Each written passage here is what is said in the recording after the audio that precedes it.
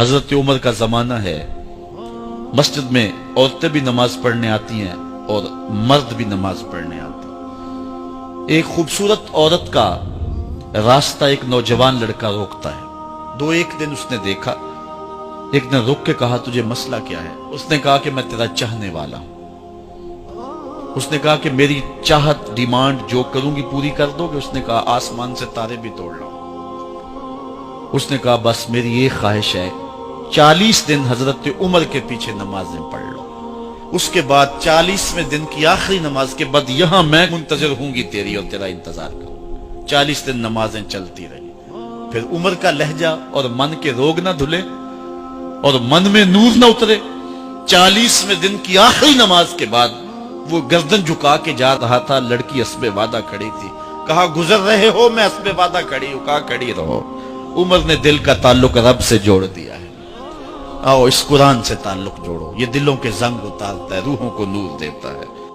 اسلام کا جو بنیادی اخلاق ہے وہ حیا ہے، یہ بات ذہن میں رکھیں۔ ہر دین کی ایک پہچان ہے، حضور نے فرمایا اسلام کی بنیادی پہچان کیا ہے؟ حیا ہے۔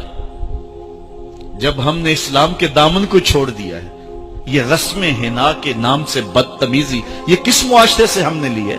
اور کیا بہوؤں بیٹیوں کا تماشا لگایا ہے، اور نیم برہنہ بیٹیاں لوگوں کی شہوانی نگاہوں کے سامنے ہیں، اور باپ بھی کھڑا ہے اور بیٹا بھی کھڑا ہے۔ نہ باپ کی آنکھوں میں حیا ہے، نہ بیٹے کی نظروں میں حیا ہے، نہ بھائیوں میں غیرت ہے، اور کہتے ہو اللہ کی رحمتیں ہمارے اوپر نازل ہوں۔ یہ تو شکر کرو پتھر نہیں برستے محمد عربی کے قدموں کا صدقہ۔ اگر ان کی رحمت نہ ہو درمیان میں ابھی آگ لگ جائے دونوں جہاں میں۔ یہ تو ان کی رحمت ہے کہ پتھر نہیں برستے۔ پچھلی قوموں نے ایک ایک جرم کیا، کسی کے اوپر پتھر برسے، کسی کے اوپر خون برسا، کسی کے اوپر ایسا زلزلہ آیا کہ نیچے والی جگہ اوپر اور اوپر والی بستیاں نیچے۔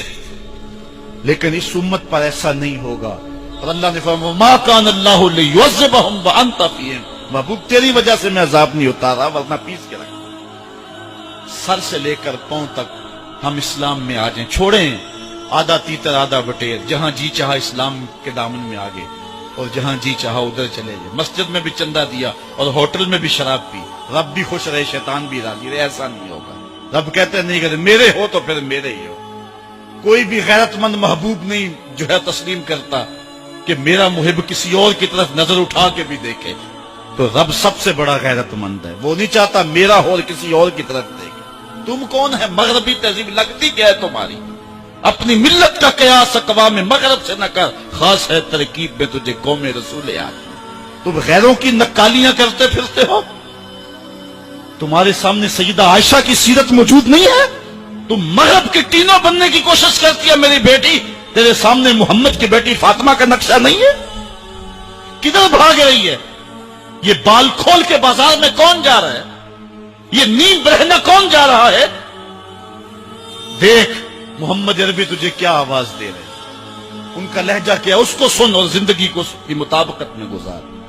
اصل ہمارے دل زنگ آلود ہو گئے، اس دنیا کے اس ماحول نے ہمیں اس طرح کر دیا ہے کہ آج ہمیں سمجھ نہیں آ رہی کہ ہم کدھر جائیں۔ اور ایک اور حدیث میں حضور نے دلوں کا اور من کا میل اتارنے کے 2 نسخے بیان کیے، ایک کثرت کے ساتھ موت کو یاد کرنا، کثرت کے ساتھ موت کا تذکرہ، اور دوسرا کثرت کے ساتھ جو ہے وہ تلاوت کلام مجید۔ اصل 10-15 سالوں سے ہمارے ساتھ جو کچھ ہوا ہے، آج اگر کوئی تذکرہ موت کرے، کوئی آخرت کی یاد دلائے، کوئی عمل کی بات کرے، وہ کہتے ہیں یہ تو ویسے خوش کیسے، کیا پتہ قبر کا مذاق اڑا رہا ہے۔ اللہ اکبر، قبر دا خوف دے دے کے لوکی مینوں ڈرا دے۔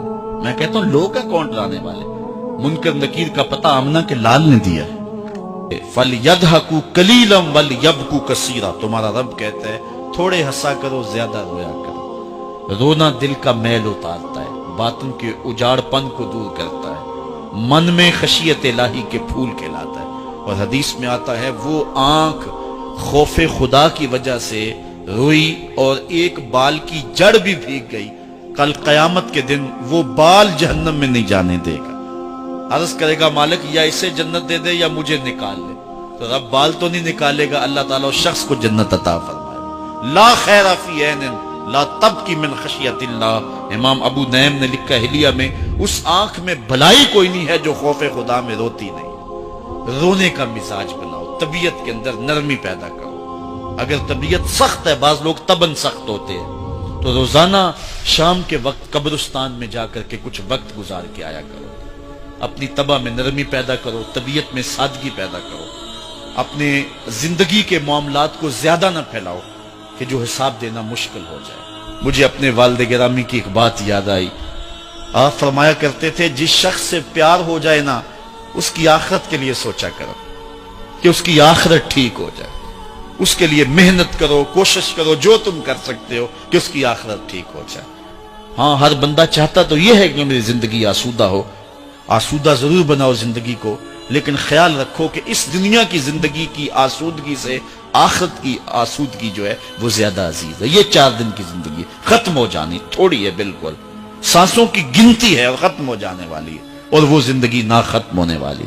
اس لیے خندق کھودتے صحابہ پر جب حضور کو پیار آیا تو دعا کیا دی، اے اللہ میرے انصار کو بھی بخش دے، میرے مہاجروں کو بھی بخش دے، کیونکہ زندگی تو آخرت کی زندگی ہے۔ ان کی آخرت کی زندگی کے لیے خاص طور پہ دعا مانگی۔ اس لیے اپنی آخرت کی زندگی کے بارے ترجیحاً ہم سوچیں اور اپنی زندگی کو بہتری کی طرف لے جائیں۔ 5 گانا نماز شعار زندگی بنا لیں۔ زندگی جاتی ہے تو جائے، لیکن نماز نہ جانے پائے۔